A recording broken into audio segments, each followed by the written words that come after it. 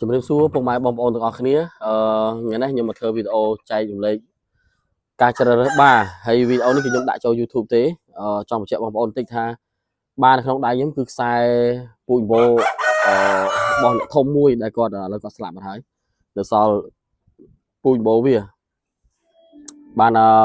ការមកបានតែមេបងប្អូនឥឡូវបាននេះមួយកាត់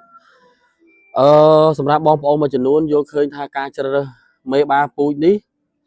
របៀបថាគាត់ទិញយ៉ាងម៉េចក៏បានអីចឹងណាតែបើសម្រាប់ខ្ញុំគឺអត់ទេខ្ញុំជ្រើសរើសមេបាខ្ញុំសុខចិត្តទិញថ្លៃបន្តិចចុះហើយយើងជ្រើសរើសយកឆ្អឹងឆ្អែងល្អវិញបានន័យថាបងប្អូនត្រូវចាំទៅដីខ្ញុំថាយើងបង្កាត់មន់មួយឆ្នាំ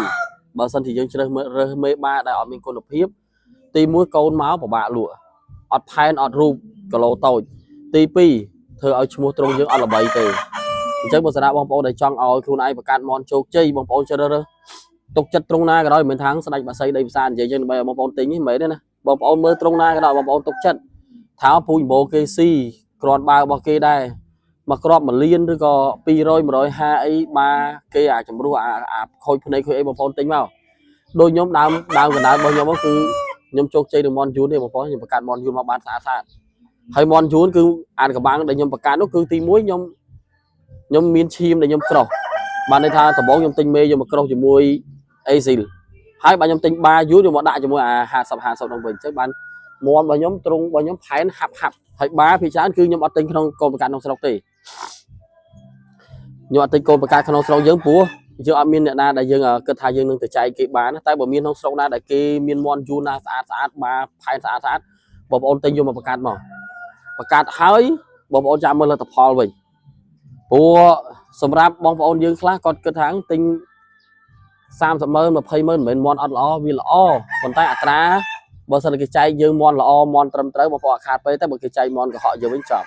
យើងវាពឹងផ្អែកលើបងប្អូនបកែមើលដែរបកែរើសផែនហើយសម្រាប់ខ្ញុំបើខ្ញុំរើសមន់ណាខ្ញុំអត់ស្រឡាញ់មន់ខ្ពស់ខ្មងជើងវានេះវែងទេព្រោះថាអីតាខ្ញុំសង្កេតមើលគឺមន់វាឆាប់ហត់វាឆាប់អស់ជើងបើសិនតែវាយប្រយុទ្ធគឺវាឆាប់ហត់អញ្ចឹងយើងបង្កើតធ្វើម៉េចឲ្យខ្មងជើងនេះខ្លីមកសមរម្យខ្លួននេះខ្លីទ្រូងវាប្រភេទទ្រូងមូលកុំលូកទៅអាឆ្អឹងទ្រូងវានេះស្រួច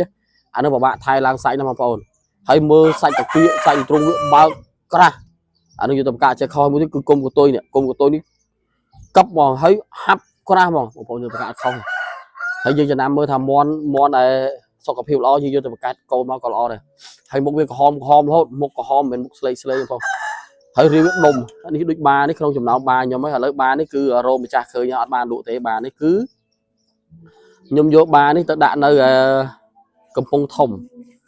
នេះទៅខាងកំពង់ធំបងប្អូនយើងអ្នកខាងកំពង់ធំអ្នករាប់អានខ្ញុំ